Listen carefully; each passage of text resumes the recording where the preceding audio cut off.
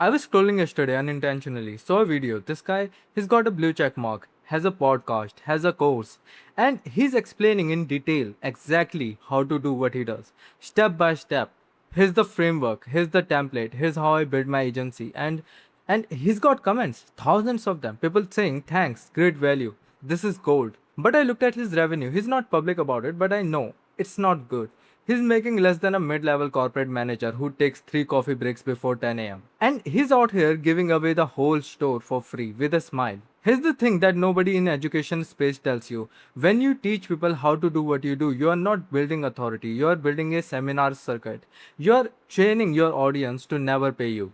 Think about it. If I just show you exactly how to build a funnel, exactly how to write a copy, exactly how to close, why would you ever need to hire me? You just take the blueprint, execute it poorly for 6 months, fail, and then what? You come back to me to fix it? No.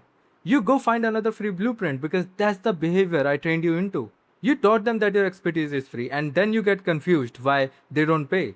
I've been inside 3 companies that were content first, meaning they spent 80% of their resources educating the market, blog, post, webinars, YouTube videos, LinkedIn threads, the whole circus. And every single one of them had the same problem: high traffic, low conversion. Prospect who felt like they already knew enough to do it themselves. Prospect who respected the content but not the provider. Because respect without payment is just validation, and validation doesn't keep the light on. Here's the cold structural truth: educational content is a high volume, low margin channel. It attracts people who want to learn because they don't want to pay. It's a magnet for the intellectually curious but financially conservative.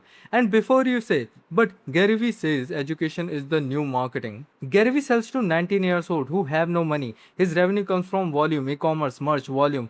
He needs the masses. You're not Gary Vee. You're running a high-ticket enterprise operation. You don't need 100,000 subscribers who love you. You need 100 founders who trust you and pay you 6 figures. That's the gap, that's the delta, and you're filling it with free education. Let me tell you about a founder I spoke with last week. Let's call him Marcus. Marcus has been producing content for 8 years. Hundreds of YouTube videos, thousands of LinkedIn posts. He's a legend in his space. Huge following, famous. But he's broke. Not broke. He's got a nice house, drives a Porsche, but he's broke relative to what he should be. He should be a billionaire based on his authority. He has a captive audience of the right people, the decision makers, the deal makers. They watch his content, they engage with his content, they love his content, but they don't buy from him. And here's why: he sold them the wrong thing for too long. He sold them knowledge, information, frameworks, education.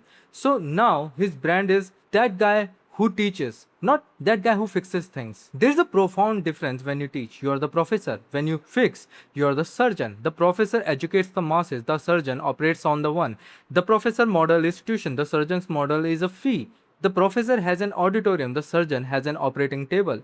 Which one are you positioning yourself for? Marcus told me he's frustrated. He says, I've given them everything, and they still don't commit. And I said, that's because you gave them everything. You trained them to expect everything. There's a psychological rule at play here. It's the same reason why the guy who gives out free samples in the mall gets fewer actual buyers than the guy who charges a premium and doesn't negotiate. When something is free, its value is perceived as exactly that: free. Nothing. Zero. When you charge, when you get, when you make people pay for access, you're not just making money. You're signaling that the content has value. You're training the prospect to understand that what you know is worth paying for. And the corporate middle managers, the ones who love free LinkedIn content, they are tire kickers. They are collectors. They consume educational content like it's content, not like it's transformation. They want to feel like they are growing without actually doing the work. They'll watch your whole webinar, take notes, share it with their team, and never buy because they can't buy. They're not decision maker. They are a bystander with a corporate credit card that doesn't have their name on it. And you are building a business of these people. That's a structural defect. You have a choice to make. I can't make it for you. I'm not going to sell you anything today. I'm not going to pitch you a course, a framework, or a fix. I'm going to ask you a question that you will not be able to shake. If you had to strip away every piece of educational content you've ever made, what would be left? If tomorrow you stopped teaching and only offered one thing, one high ticket solution that required a conversation to access, what would happen to your business? If that question makes you uncomfortable, good. That's fear of exposure. Fear that your authority is an empty room. Fear that you build a brand on knowing but not doing. But if that question makes you angry, that's a good sign.